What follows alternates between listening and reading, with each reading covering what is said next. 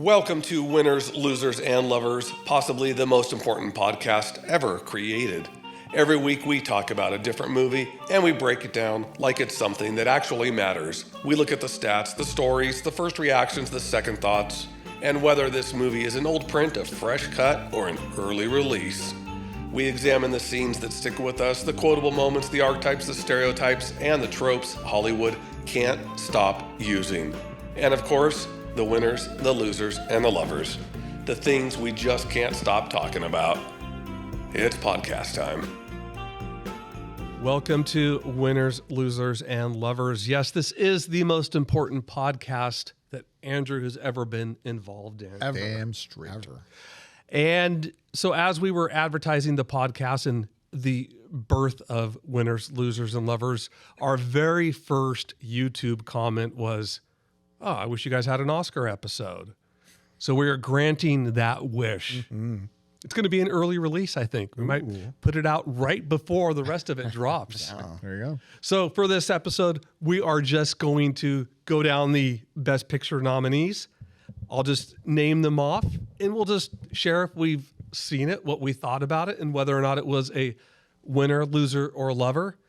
And the very first one that I'm going to get to is just a loser for me because I'm the loser. I haven't seen it. The Secret Agent. I'm Brian. That's Andy. This is Andrew. That's Kenny. Kenny, have you seen The Secret Agent? I've seen the first half of The Secret Agent. Why only half? It's a slow burn. Okay. It is very slow pace. It's very methodical. Wagner Moore is great in it, but I'm an hour 20 into it and not much has happened. So I put a pause on it yesterday. I think I'll finish it tonight. I want to see it before awards Sunday, but it's very slow moving. Now, it takes place in 1977 Brazil. You very much feel a part of 1977 Brazil. Production, design, and everything is awesome, but it's slow moving. And I think it's a 2-hour, 45-minute movie, so I'm exactly right at the halfway point. Okay. And nothing has happened. That's a long movie. I may not get to it. Either of you? I haven't seen it. Okay. So it's a kind of a loser all around. None of us have gone out of our way to see it, except for Kenny. Now, Bugonia, I know we've seen because we've already talked about that for the podcast. And this is one of your favorite filmmakers, Kenny? I will say it's a winner because I finished this movie. I turned Poor Things off. I'm not the biggest Yorgos guy, but I enjoyed Bugonia. I thought Plemons was awesome. I thought Emma Stone was awesome. Recommend Bugonia. Gentlemen? Yeah, I recommend it. I don't think it's a Best Picture winner. I think it's got a little bit too much weirdness to it, especially that last third of the movie where it gets really weird. But I do think it was very, very well done, very well put together. Interesting story, interesting characters, interesting twists. But again, like Best Picture, I have a hard time seeing people voting for that. Yeah, I'm kind of in the same boat. I liked it. It was fine. It was a fun ride, but I have a hard time seeing that as a Best Picture. It's just, again, it's a fun film, but I don't know if it's a Best Picture for me. Yeah, I agree. It's not a Best Picture, but it is a movie I think I liked more than I realized because it's one that I keep thinking about. It's one that I keep having little ideas and flashes of the movie, and it does keep coming back to me. So I didn't think I'd watch it again, but I might find myself actually watching it again at some point here. Okay. So I would say a winner. Marty Supreme, did anybody check that out yet? Not yet. No. Yeah, a bunch of shaking heads. I know when we were thinking about doing a completely Oscar-dedicated episode, we were sort of debating who would get that one, and nobody particularly wanted it. We'll see if anybody gets to it. So I'm not the biggest Josh Safdie guy. Yeah. Uncut Gems. I know a lot of people really loved it. I was not a fan of it. I don't like that anxious feeling the entire movie where you're constantly just like, is this guy going to do this? Yes. And then we just keep going on. And I feel like I've read that's what this film does quite a bit of. So. Yeah, and when you told me that, that's what kind of steered me away from it. I was curious to see it until actually I talked to you about it. Yeah, I mean, it's one of those ones where I'll watch it at some point, but I'm not chomping at the bit by any stretch. All right, and Train Dreams, I turned on one night on Netflix. not really knowing what to expect, had no idea what it was about. And I would say I did love this one. I really liked it. It's a really well-made movie. It kind of reminded me of Benjamin Button, The Curious Case of Benjamin Button without the magic. It is just, it's 80 years of a person's life. And it's done really well. It's interesting. It's really sad. I don't know if I'll watch it again because it is sad and depressing. It's the hard parts of life often. But it's incredibly well made, and seeing some of the behind the scenes, how they did this, and they keep it in more of a square aspect ratio. It has a very unique feel to it. So I watched this on a plane, actually, and Not a train? How the irony. I know. It's an absolutely beautiful film, and truth be told, it may be one of the most beautifully shot films that I've ever seen, and I really liked it. And Brian, you and I recently were talking about this, and it reminded me of a short film called The Last 3 Minutes, which is about a custodian who passes out, and it's the last 3 minutes of his life, and he has a flashback and sees his entire life flash before his eyes. And that's what it reminded me of, is that same sort of feel to it. And it's very sad at moments, but it's gorgeous. And I don't know if I loved it. I really enjoyed it. But again, it's one of those films that I'm not sure I'll go back to anytime soon, just because of the content of it. It is a very, sad moments, has some sad moments to it. But, Joel Edgerton is just one of those actors where I think he's so underrated. He's so brilliant in this film, plays all the different eras really, really well. And I wish I had his name in front of me, but the supporting actor who played his friend, the Native American who owned the shop, I thought was great in the way that he portrayed that role. And so, it was very, very good. Was Joel Edgerton Uncle Owen in one of the prequels? He was, and actually more than one. Okay. Yes. Okay. I just realized that today. Yeah. Yep. He also plays Tom Buchanan in the Great Gatsby. Yeah, that I knew. And he plays Hugo in Smoking Aces. Okay. Oh, yeah. Either of you seen it? Have not seen it yet. Okay. My wife brought it up the other day. She was like, "Hey, I saw this movie online. Maybe we should watch it." I'm like, "Yeah, it's nominated for Best Picture." She's like, "Oh," but we haven't watched it yet. Fun fact about the short, he was watching he mentioned the last 3 minutes. It's a festival movie that I came across and I would share with people. But the director of photography in the last 3 minutes is the lighting tech that Christian Bale yells at famously. No way. So interesting little note. What about F1? Who has seen that? I have not. I've seen it. I have seen it. I was surprised to see this one on the Best Picture list. It's fine. It's enjoyable. It's a sports driving car movie.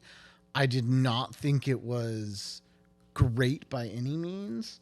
It was entertaining, but I also spent I'm a big fan of Ford versus Ferrari, and I spent most of F1 thinking I'd rather be watching Ford versus Ferrari again for the 17 millionth time. So I don't know. I just can't. I'm surprised this is on the list. So same director as Top Gun Maverick, Joseph Kosinski. It's shot. It feels very much like Top Gun Maverick, except you are in an F1, an Indy car. I enjoyed it. I had a lot of fun with it. I thought the movie would have been better if the ending was different. Yes. I think I don't know if we want to spoil things. I don't but care if you spoil. Yeah, I'm not. If It's a Brad car Pitt race. does not win at the end and it's his protege, so to speak, who wins, I think the movie's more effective and it sits better with audiences. It was beloved. It was, it's raved. Yeah. It's nominated for a reason, but I think it's a better movie with a different ending. Yeah, definitely. Okay. And let's get to Sinners. Andrew, you and I have discussed this one extensively. I think it's a very good movie. I have a hunch it might win if that other one doesn't. But it's probably going to be a huge winner on awards night by the time people are actually listening to this podcast. So we'll see. Yeah, I definitely think that it's going to come down to two movies, and Sinners one of them. I had someone tell me the other day that they felt like Sinners would inspire more. If it's coming down to this, and I'm just going to say one battle after another, in my view. This person said, Sinners will inspire more people to make movies than one battle after another will. I agree. And I was like, that's an interesting way of looking That's a great at take. it. Yeah, that is absolutely.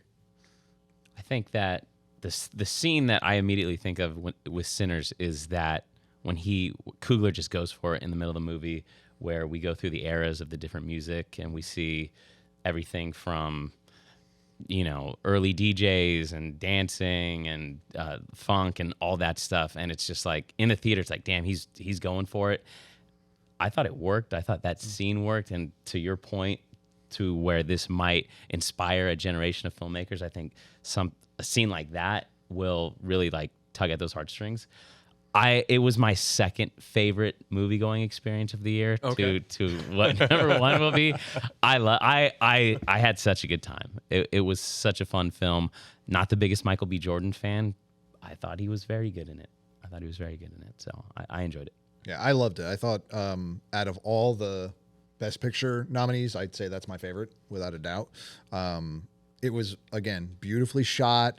Female cinematographer, so I'm pulling for her. I think that it's extremely well done. My favorite scene in it is the scene where all the vampires are outside and they're kind of all circling around, and you had the guy doing the dance in the middle, the Irish dance in the middle. Shout out Jack O'Connell. Yeah, I mean, absolutely. And when you see how much he worked, and I just read something, I think it was yesterday, where they're like, this was, designed, and Cooler designed this, so it's not supposed to be like sensual in any way, shape, or form. It's literally supposed to just be terrifying. And when you watch it again, you're like, oh yeah, it really is. Like, it's like, we have you trapped and we know what we're doing here. And like, you're really just kind of boned. Yeah. And so to me, I think that without a doubt is, in my eyes, that's going to be the one that, for me, that's going to win. Uh-huh. And for as much fun and for as entertaining as Sinners was, I found Frankenstein to be the complete opposite. Just work. It's a wonderfully made movie, but it was such a slog to get through and to watch. And not all of us can be intellectual, okay? I get it. It's okay. It's okay. I'll get you a cartoon version of it. The graphic novel. Exactly. The graphic novel of the movie. Exactly. And I'll have somebody read it to you. Okay. Give me the graphic novel of the graphic novel. There you go. Exactly. And I'll have my 11-year-old read it to you. Okay. No, and we've had this argument or discussion. I just kept waiting for it's Frankenstein. When's the music kick in? I loved it. Okay. First off, I'm a Guillermo del Toro fan, right? So there's very little that man can do that I'm not going to at least visually love. And it's a gorgeous movie. And his scale, that man sees spatial relationship better than I think most filmmakers do. And so he has this way of creating scale on screen better than anybody I know, right? And so I know him? I might, if he takes the restraining order away. But I 200 yards in. Andrew just likes to peek in his window and go. Exactly. Then he just throws stuff at me and I run away. Stupid Doberman pinchers he's got now. Now, if you're only listening, that may have not made sense. No. He did the thing with his hands from Pan's Labyrinth. But I thought it was great. I really liked it. I liked his interpretation of it. I liked this use of color in it. But I do understand where you're saying about it being a slug. I totally respect that. I totally get that. It's really well made. It's just, and I do want to watch it again. Yeah. I did love how it stuck to the novel, right? And that's one of those things where, the novel, the differences between what is commercially accepted as Frankenstein versus the novel. And so that's what I liked. I thought it stuck much closer to what Mary Shelley's vision was, but in terms of visuals, I think it upped the ante. Now, the only real question I have is for Kenny. Did you understand my putting on the Ritz reference? Yes, okay. I did. Did you see Frankenstein? No, I did not. I saw it. I'm not the biggest Guillermo guy. It was a little slow for me. Beautiful, looked great.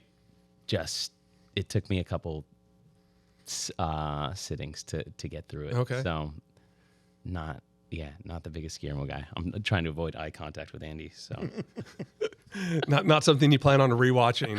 Not anytime soon. Now, did anybody get to Hamnet? Does anybody plan on getting to Hamnet? I will. So I will. So Kenny and I just had this conversation the other day, and I actually think I made Kenny burst out laughing when I said this, that when it first came out, I thought it was going to be I thought it was a comedy because, and I don't know why I thought this. And he just burst out and goes, oh, it's not a comedy. I wish he would have watched it, turning it on thinking it would have been a comedy. Yeah. That would have been a good story. I thought it was Hamlet too. Well, that's, and Which I actually really like. and I think that's what got stuck No, in my anybody head. else had seen it. I think that's what got stuck for whatever reason in my head, is that I thought it was somewhere along that line.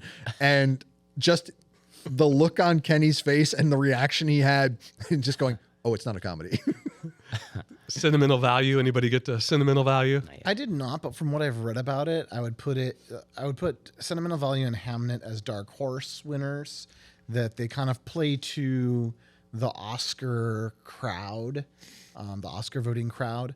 Sentimental Value, with the older aging parent, and he's got dementia or Alzheimer's or something, right? Sounds fun. Yeah, and it's it's one of those it's one of those kind of like small family dramas. Okay. So it's like I can see where Like a Coda a couple years kind ago. of, yeah, where you're like, okay, like this kind of hits all the things that people checks off all the boxes that people like. So I'd be intrigued to see if it wins or not. Again, I think Sinners or One Battle, this one would be that dark horse, like maybe it wins just enough people over and the other ones are split. And One Battle would be the last one. One Battle After Another, which we have talked about a bit. Thoughts on One Battle?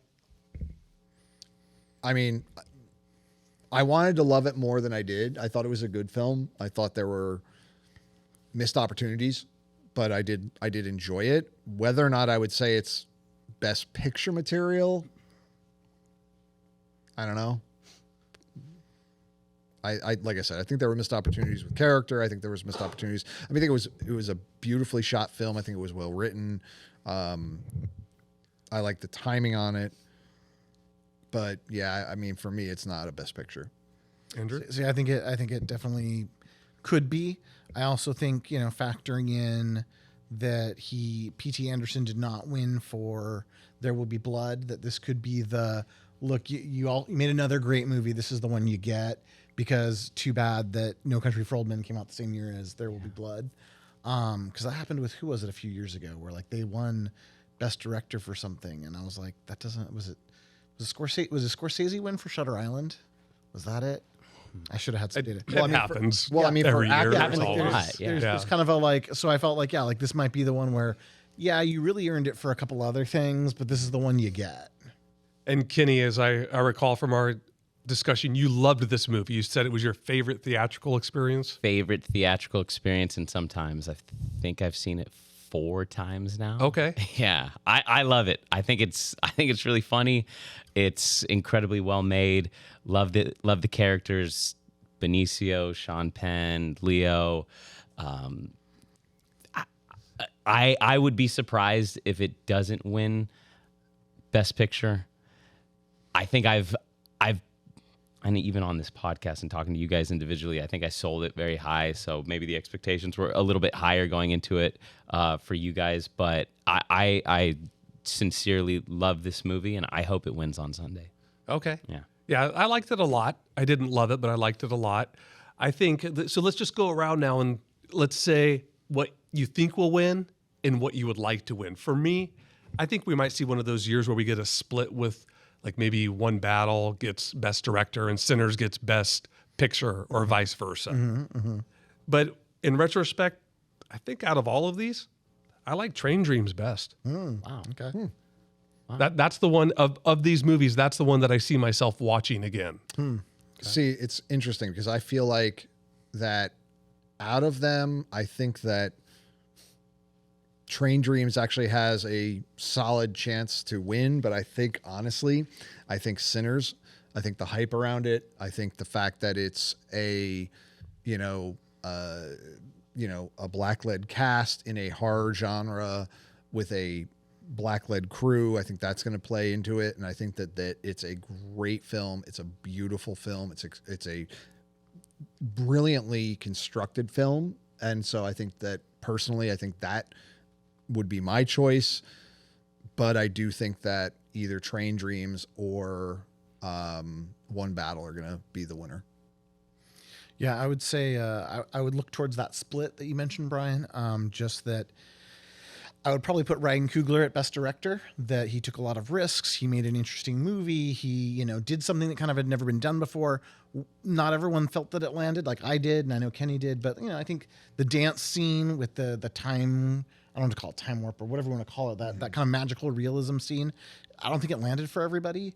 And so I think, yes, he can get Best Director, and then one battle gets the Best Picture. But if it went the other way, I'd totally see that too.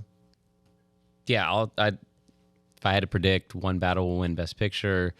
P.T. Anderson, Paul Thomas Anderson wins Director. I think the only person to really sweep through award season is Jessie Buckley in Hamnet for Best Actress.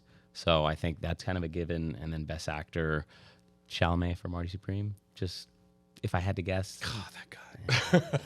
That guy. Okay, but can I go on record as saying the fact that Aidan Delbus from Bugonia didn't get nominated for Best Supporting? Yeah. That is literally a crime. Yeah. And that is why I put so little faith in award shows and award season stuff, because that dude was, again, Bugonia was far from my favorite, but he was really unbelievable in that role. And I think that he should be up for it. I'm glad that Delroy Lindo's up there. I'm really happy to see that. It's great. But I think that Aidan Delbus at least needed a nomination, if not a win.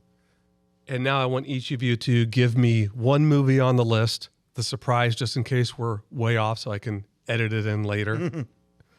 Marty Supreme, I loved it. I'm so happy it won Best Picture. No, that's stupid. No, you give me your movie now.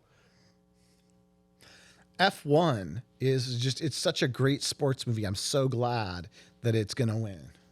Secret Agent. I'm glad that the Academy paid its dues to a great Brazilian film. Andy didn't play because he was pooping. No, I'll do it. I'll do it. Okay. Sentimental Value. I mean, I have never cried like that in a theater. I mean, just heartbreaking. If I have Andrew give you a hug, are you going to go to HR? I mean, he's never done it when I have, so I think it's only fair That you know of. that I know of. All right, well, we'll try to drop this before the Oscars. Otherwise, we'll see you next time on Winners, Losers, and Lovers. That's Kenny. Andrew. Andy. And I forgot my name.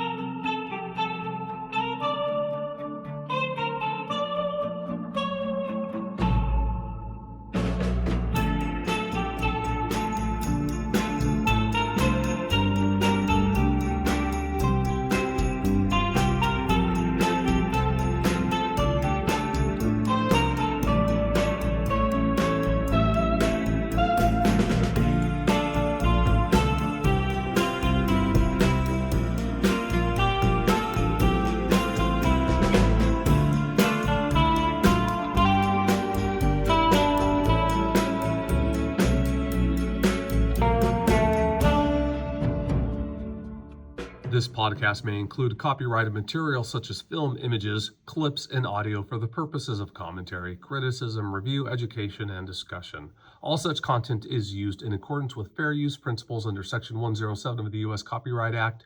The materials are presented to provide context analysis and insight, and no infringement is intended.